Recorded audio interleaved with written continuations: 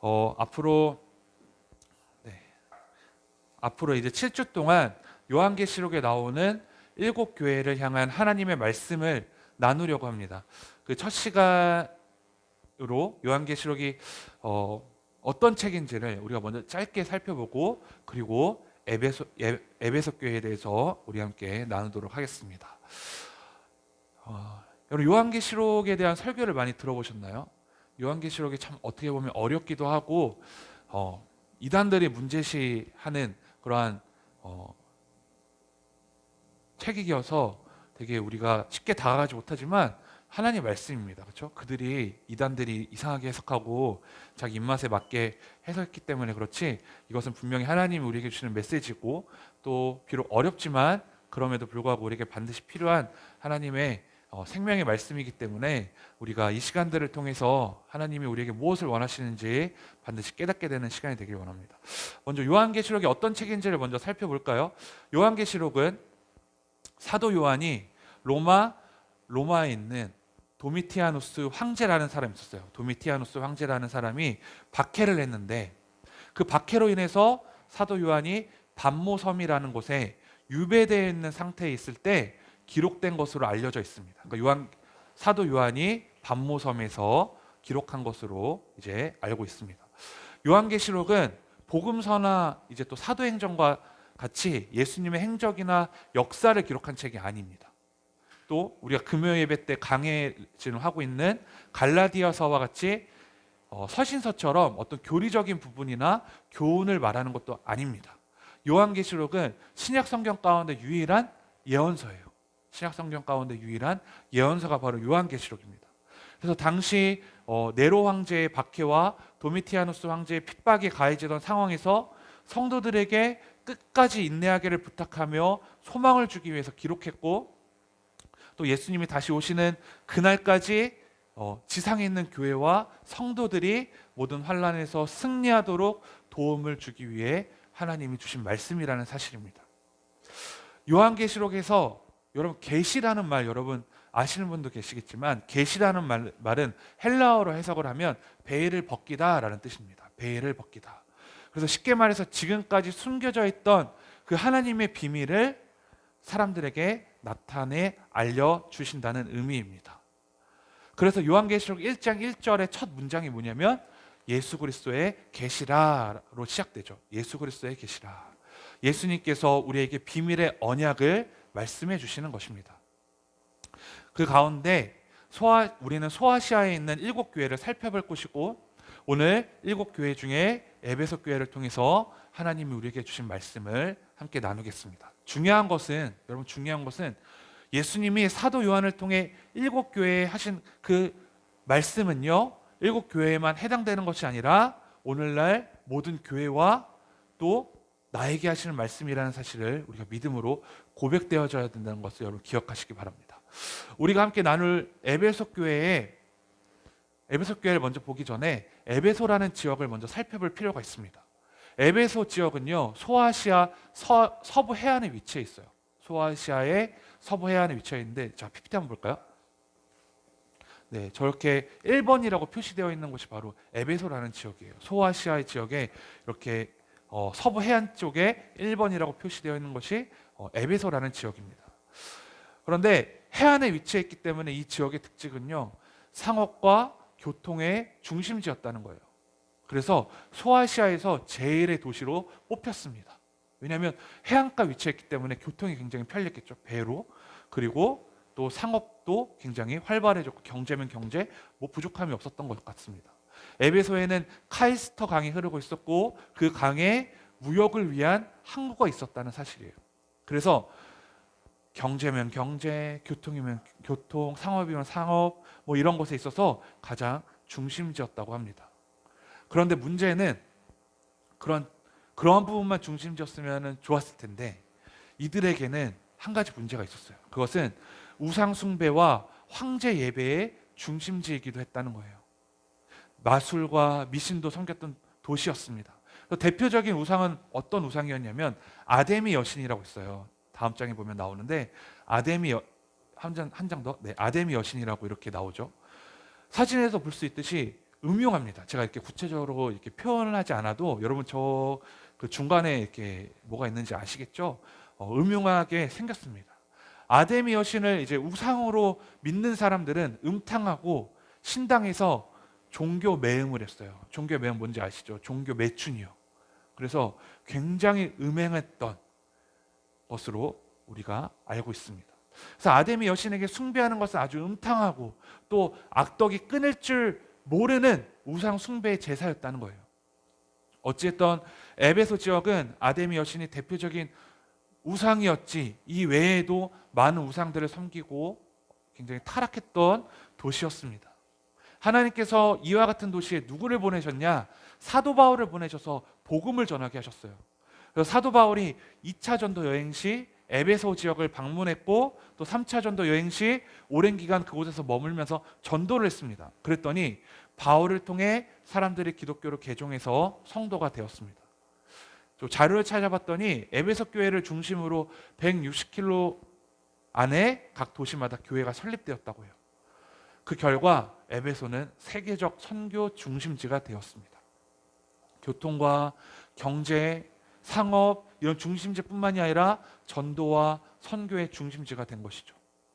이런 에베소 교회의 예수님은 요한을 통해서 메시지를 전하시죠. 우리 1절 말씀을 다 함께 읽어보겠습니다. 2장 1절 시작. 에베소 교회의 사자에게 편지하라. 오른손에 있는 7뼈를 붙잡고 7 금촛대 사이를 거니시는 이가 이르시되. 아멘. 자, 이 말씀을 보면 에베소 교회의 사자에게 편지하라 이렇게 나와 있어요. 에베소 교회 사자에게 편지하라. 성도들을 상대로 하지 않고 사자를 상대로 편지하라고 말씀하셨어요. 이 말은 예수 그리스도의 종인 에베소 교회의 감독, 그러니까 대표를 지칭하는 말이에요. 그 사자는 대표를 지칭하는 말인데 뭐 오늘로 하면 목사겠죠.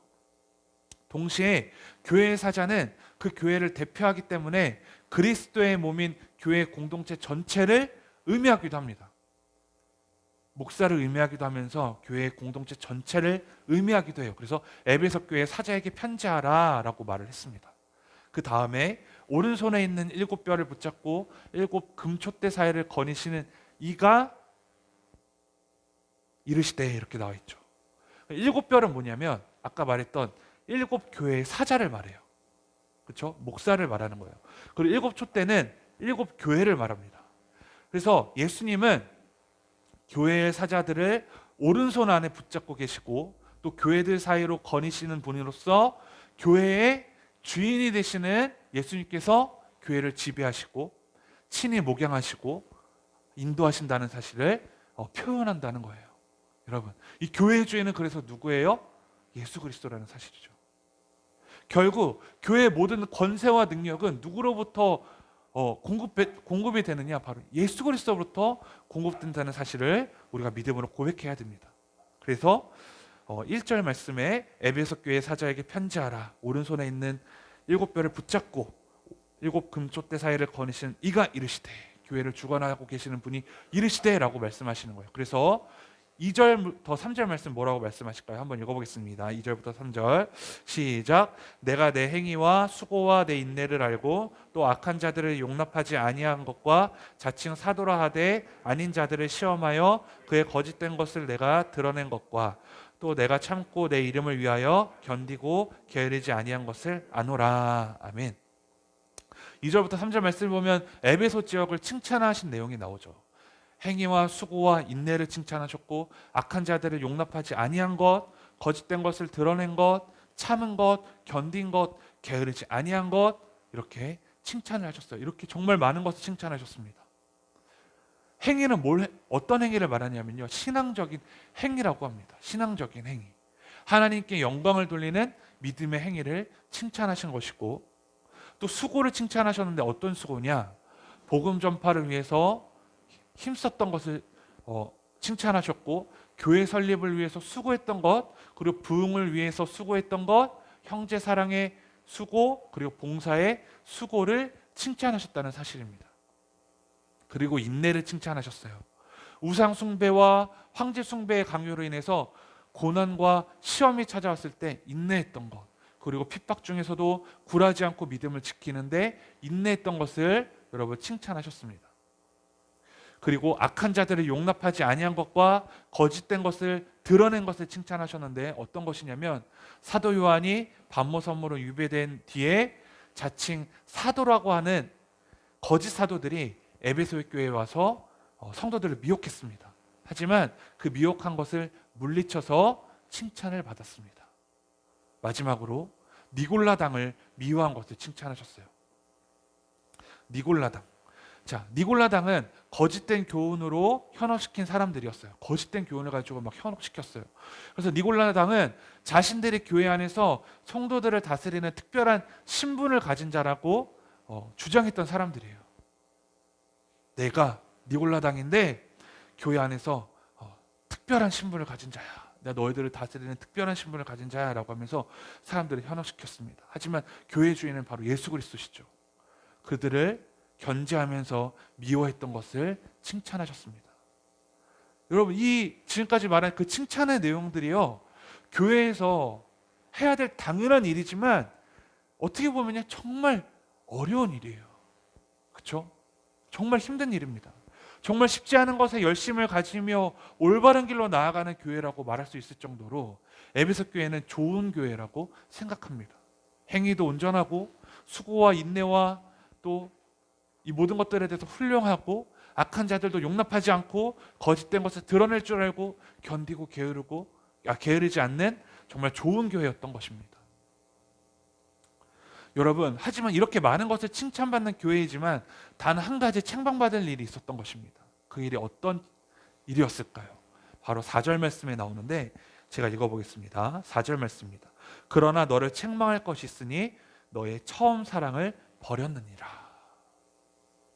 우리가 말씀을 읽은 대로 에베소 교회는 단 한 가지 예수님을 처음 사랑했던 만큼 지금도 사랑하지 않고 있다는 것에 대해 책망받고 있는 거예요. 처음 너희가 예수님을 사랑했던 만큼 지금 너희가 그만큼 예수님을 사랑하지 않아 라는 것을 책망하고 계신 것이죠. 에베소 교회는 칭찬받을 일이 굉장히 많았지만 단 한 가지 예수님의 사랑이 식어서 책망당하게 된 것입니다. 사도 바울이 로마 감옥에서 쓴 에베소서에 보면요, 에베소 교회가 어떻게 사랑이 넘치는 교회라고 표현되어 있냐면 에베소서 1장 15절 말씀에 보면 에베소 교회를 바울은 이렇게 말합니다. 주 예수 안에서 너희 믿음과 모든 성도를 향한 사랑을 나도 듣고 라고 나와 있어요. 주 예수 안에서 너희 믿음과 모든 성도를 향한 사랑을 나도 듣고. 그 에베소 교회 가운데 사랑을 칭찬하죠. 하지만 에베소 말씀으로 35년이 지난 오늘 본문 말씀에서 에베소 교회가 어떤 것으로 인해서 책망을 받습니까? 그 처음 사랑을 버림으로 인해서, 처음 사랑이 식어짐으로 인해서 이렇게 책망당하고 있다는 사실이에요.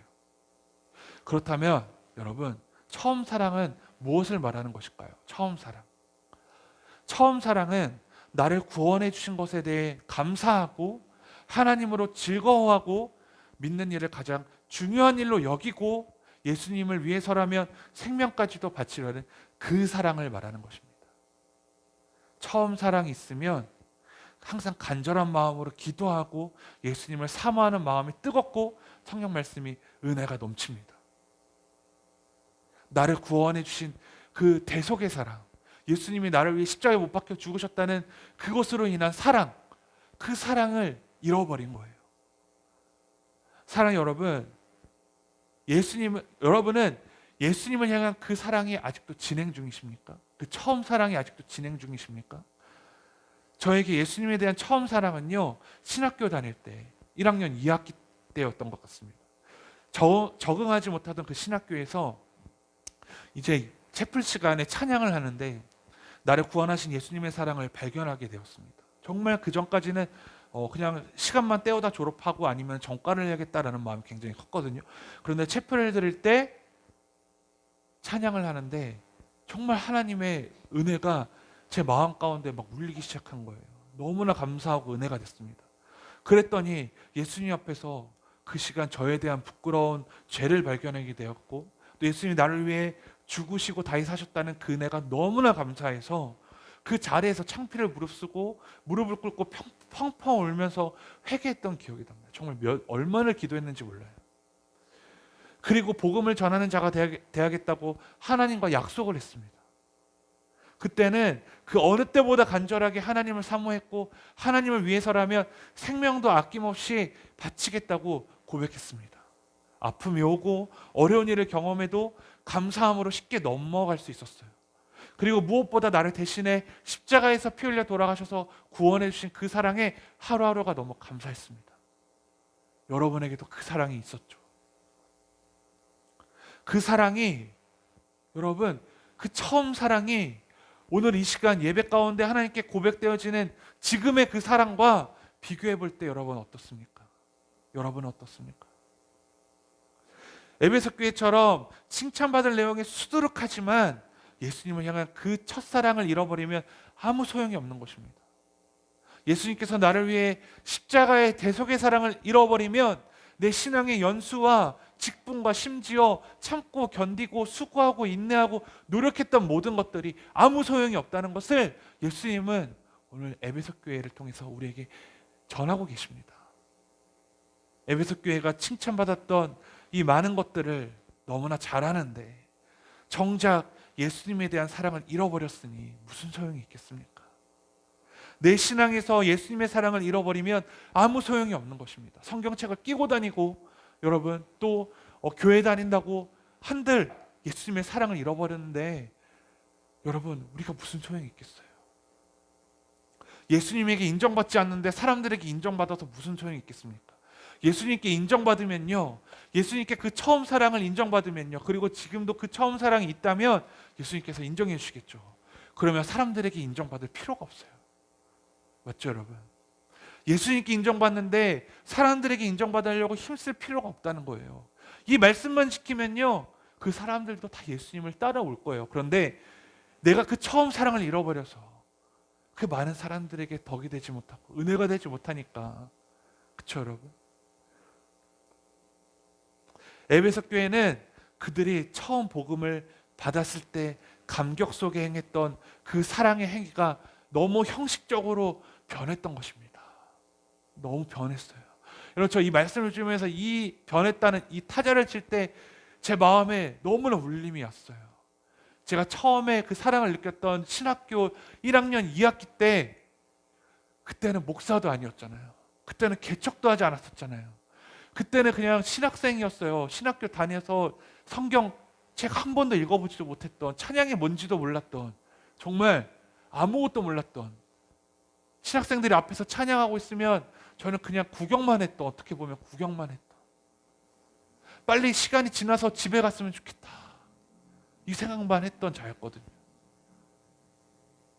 그런데 개척을 하고 지금 목사가 되고 목회를 하고 또 전도사 경험을 해서 지금 17년을 제가 지금 이렇게 사역자로 지내오면서 연수가 이렇게 올라가고 있고 성경도 더 많이 읽게 됐고 신학 서적도 정말 많이 읽고 있었는데요, 그때만큼의 사랑이 있는지 제 안에 의문이 들기 시작했어요.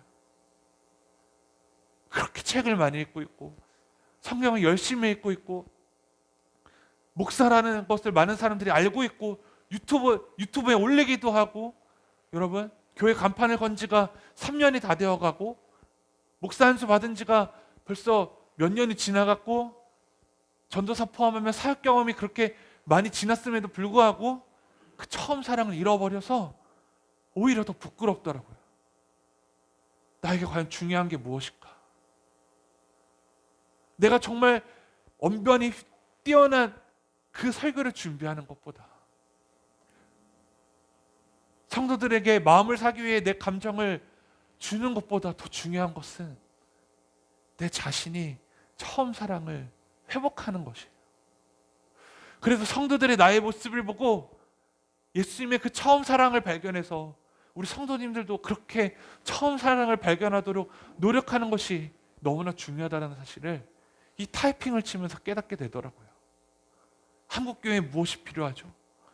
휘황찬란한 인테리어, 많은 돈들, 수많은 성도들이 이 자리에 앉아있는 것, 좋은 프로그램들, 그런 것들이 있다 한들 성도들이 그리고 그들의 목사들이, 사역자들이 예수님의 처음 사랑을 잃어버렸는데 과연 무엇이 중요하겠습니까?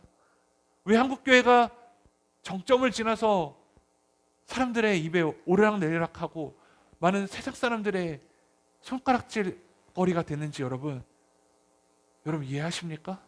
왜 그럴까요? 재정이 부족해서요? 프로그램이 부족해서요? 교회 건물이 안 좋아서요? 인테리어가 안 좋아서요? 아니요. 교회 카페가 생겨나기 시작했고 너무나 이쁘게 교회들을 꾸며지기 시작했고 어떠한 기업만큼이나 성장했어요. 그런데 왜 손가락질 당하죠? 이 시대의 교회는 그렇게 많고 성도들은 그렇게 많고 신학교에 나오는 사람들은 그렇게 많대요. 그런데 왜 세상이 변해지지 않는 거죠? 왜 하나님의 사람으로 변해지지 않는 거죠? 왜 사람들이 교회를 떠나는 거죠? 그것은 바로 예수님의 처음 사랑을 잃어버렸기 때문이라고 저는 믿습니다. 예수님이 그렇게 우리를 구원하시고 예수님이 우리를 위해서 십자가에 못 박혀 죽으셨는데 그 사랑을 잃어버린 채 내가 필요할 때는 예수님을 인정하지 않고 예수님을 버리는 사랑, 형식적으로 변해서 보여지기 위한 그 사랑, 그 예배의 행위들, 형식적인 예배의 행위들, 심지어 저조차도 말씀을 준비하면서 지난 2주 동안 너무 힘들고 피곤해가지고 성부영신 예배다, 성탄절 예배다 너무 많은 것들을 준비해야 되니까 정작 중요한 예수님의 그 사랑이 선포되어지고 예수님의 사랑을 찬양해야 되는데 어떻게든 해결하고 끝나야겠다는 그 형식적인 모습들이 제 안에 발견돼서 얼마나 회개했는지 모릅니다. 여러분, 이 시대의 교회들이 그렇게 손가락질 당하는 게 전 너무나도 마음이 아파요. 왜 손가락질 당해야 될까? 왜 목사들이 그렇게 손가락질 당해야 되고 예수를 믿는 사람들이 왜 손가락질 당해야 되는 거죠? 왜 그로 인해서 예수님이 그렇게 우리를 위해 십자가에 못 박혀 죽으셨는데 왜 손가락질 당하셔야 되는 거죠? 무슨 죄가 있으셔서? 내가 예수님의 첫사랑을 회복하지 않으면 해결되지 않아요. 내가 예수님의 첫사랑을 회복하지 않으면 이 자리에 어떠한 유명한 목사가 서든 어떠한 재정적으로 뛰어난 성도가 이 자리에 있건 얼마나 좋은 대학을 나오고 머리가 좋은 사람이 이 자리에 있던지 상관없어요. 아무 소용없는 거예요. 큰 교회를 다닌다고 해도 소용없어요. 재력이 뛰어난 교회라고 해도 소용없어요. 아무리 구제사역을 열심히 하고 선교를 열심히 해도 소용없어요. 아무리 성경을 백독해도 소용이 없어요. 예수님의 사랑을 잃어버리면 아무 소용이 없는 것입니다. 여러분, 금요예배 때도 제가 말씀드렸지만 며칠 전에 그 정인이라는 아이, 여러분 다 아시죠? 그 아이의 안타까운 소식을 여러분 다 들으셨을 것입니다. 입양되어 온 아이에게 양부모라는 정말 인간들이 할 수 없는 짓을 했죠. 결국 정인이는 고통을 받다가 목숨을 잃게 되었어요. 입양되어 온 아이라면 부족한 사랑을 더 채워주고 사랑해줘야 하는 게 상식인데 오히려 죽음에 이르게 하는 고통까지 주고 말았습니다. 어떻게 그럴 수 있을까요, 여러분? 어떻게 그럴까요? 바로 사랑을 버렸기 때문이에요. 사랑하지 않았기 때문이에요. 왜 하나님이 그 중에 제일 사랑이라고 말씀하셨는지 저는 이 사건을 통해서 또 깨닫게 되었어요.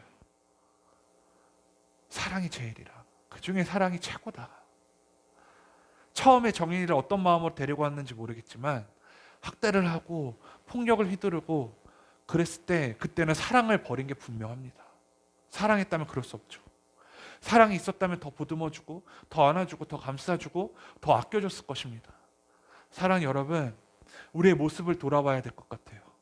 내가 지금 예수님께 드려지는 예배 가운데 혹시라도 감격이 없습니까? 교회 생활 가운데 슬럼프가 오는 것 같습니까? 누구나 다 슬럼프는 와요. 또 예수님께 집중하지 못하고 있습니까?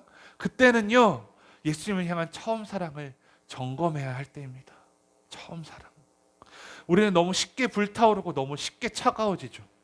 어느 한 사람을 사랑하는 것도 열정적으로 사랑하다가 시간이 지나면 언제 사랑했냐는 듯이 차가워집니다. 그 차가워지면 무엇을 요구하냐면요, 내가 받으려고 하는 것만 요구하게 돼요. 내가 자꾸 받으려고만 하고 내가 저 사람을 손가락질할 때 저 사람이 나에게 못 해준 것만 생각해요. 그건 사랑이 아니에요. 하지만 내가 사랑하면요, 받으려고만 하는 게 아니라 내가 주려고 해요. 그 사람의 잘못된 것을 지적하기보다는 그것을 감싸줄 줄 알아요. 여러분, 고린도 13장 말씀을 보면요, 사랑장이라고 하죠. 그 사랑장에 보면요, 그 어느 것 하나에 내가 받으라고 나와 있지 않습니다. 오히려 내가 줄 줄 알아야 된다고 나오죠. 여러분, 그 사랑이 식어서 예수님 없이도 살 수 있다는 생각하는 그 식어버린 사랑, 굉장히 위험한 거예요. 그때는 중보기도 요청을 하십시오. 정말로. 그건 부끄러운 게 아니에요. 내가 지금 사랑이 식은 것 같으니 나를 위해 기도해달라고. 그 모습을 하나님이 기쁘게 받아주시겠죠.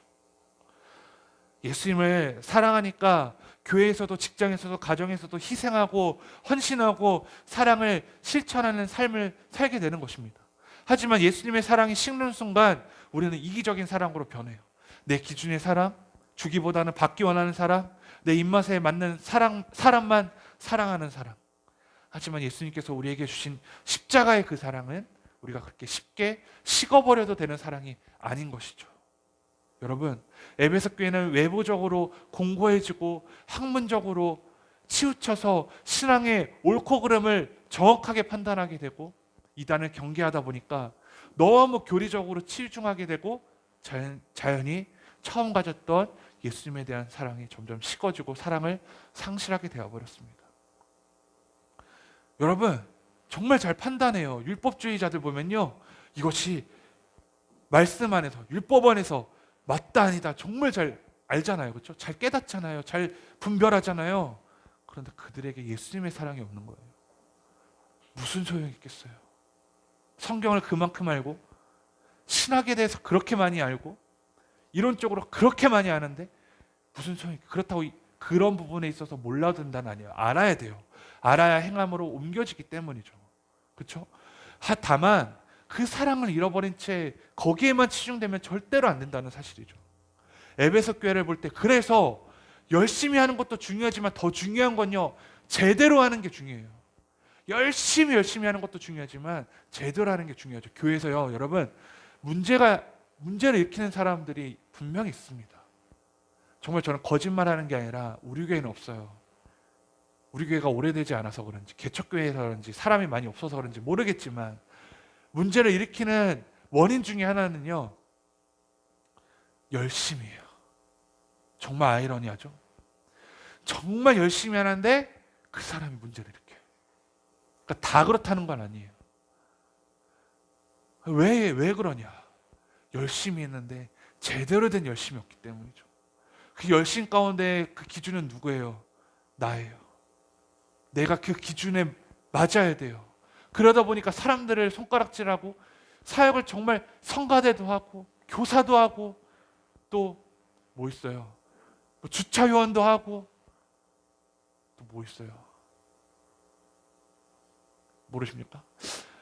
이것저것 많이 하는데 뭐 식당 봉상도 하고, 그런데 그렇게 열심히 하는데 그 사람이 가면 문제가 나요. 왜 그러죠? 거기서 예수님의 사랑을 전하면 너무나 좋을 텐데 자기 기준이 안 맞을 때 막 소리치고 손가락질하고 뒤에서 욕하고 그러는 거예요. 제가 왜 지금 이렇게 말하는지 아세요? 우리 교회에 그런 사람이 없으니까. 그런데 왜 그렇게 말하는지 알아요? 앞으로 우리가 조심하자는 거예요.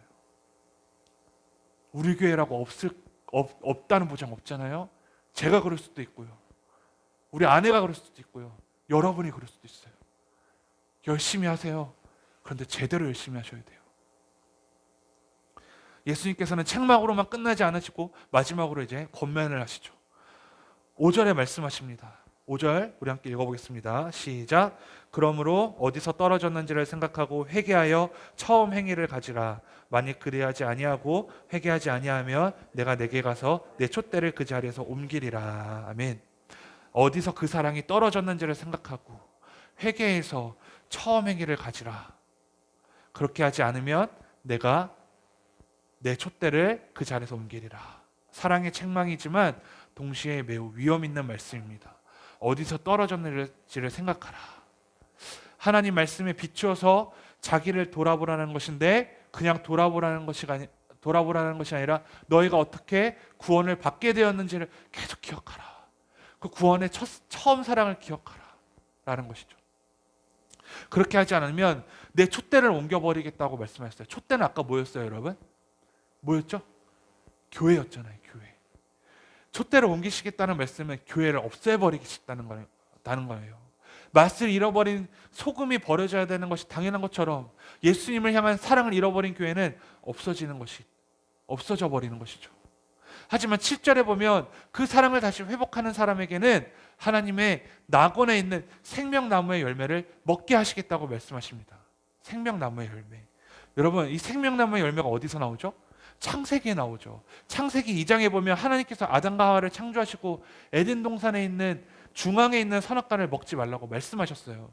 하지만 아담과 하와가 이 명령을 어기고 선악과를 먹어서 생명나무로 가는 길이 막혀버렸습니다. 그 결과 죽음이라는 심판을 받게 되는 것이죠. 하지만 이렇게 창세기 이후에 다시 나오지 않은 생명나무가 요한계시록에 다시 등장하는데 에베소 교회에 주셨던 약속처럼 예수님을 믿고 회개함으로 죄와 사망의 권세를 이긴 자들에게는 생명나무 실과를 다시 먹게 될 것이라고 말씀하십니다. 다시 길이 열리겠다는 것이죠. 막혔던 길이 열린다. 영생의 축복을 허락하신다. 사랑하는 여러분, 오늘 나왔던 에베소 교회를 통해 우리가 결단하기 원합니다. 아무리 열심히 있어도 예수님의 처음 사랑이 없으면 촛대를 옮기겠다고 말씀하십니다. 여러분, 내 삶도 마찬가지예요. 내 삶에 예수님의 처음 사랑을 잃어버리면 안 됩니다. 그 사랑이 없이는 우리의 예배와 찬양과 기도를 받지 않으실 거예요. 예배와 찬양과 기도를 받지 않으십니다. 이게 얼마나 허무합니까? 제가 어제 이제 화장실이 막혀가지고 세면대가 막혀가지고 여러분 아무리 틀어도요 여러분 소용이 없어요. 그래서 이제 저희 아버지가 도와주셔가지고 이제 막 난로도 펴보고 이렇게 했는데도 너무 꽁꽁 얼어가지고 이 건물 전체가 다 얼어서 그런지 아무리 해도 안 되더라고요. 아무리 해도 안 나와요. 얼마나 허무합니까? 2시간 넘게 이틀 동안 정말 그렇게 추운데 밖에 나와서 벌벌 떨면서 했거든요. 안 나와요. 여러분 얼마나 허무합니까? 내가 처음 사랑을 잃어버렸는데 그렇게 교회에서 열심히 하면 허무해지는 거예요. 얼마나 허무하겠어요. 나 딴에는 그게 잘된 것이라고 생각하면서 열심을 내서 막 교회 생활 열심히 하고 헌금도 열심히 내고 그랬는데 정작 예수님의 그 처음 사랑이 없었어요. 얼마나 허무합니까? 여러분 오늘부터 회복하십시오. 다른 것 구하지 말고 예수님의 처음 사랑은 절대 잊지 않으려고 노력하십시오. 절대로 내가 힘들고 지치고 슬럼프가 오고 낭만하고 쓰러지려고 할 때 여러분 정말 내 자신을 깨워서 영을 깨워서 내 처음 사랑을 회복시켜 달라고 여러분 기도하십시오. 그 사랑을 잃지 않는 자만이 생명나무의 열매를 먹을 수 있기 때문입니다. 우리 다 함께 오늘 말씀을 기억하며 기도하기 원합니다.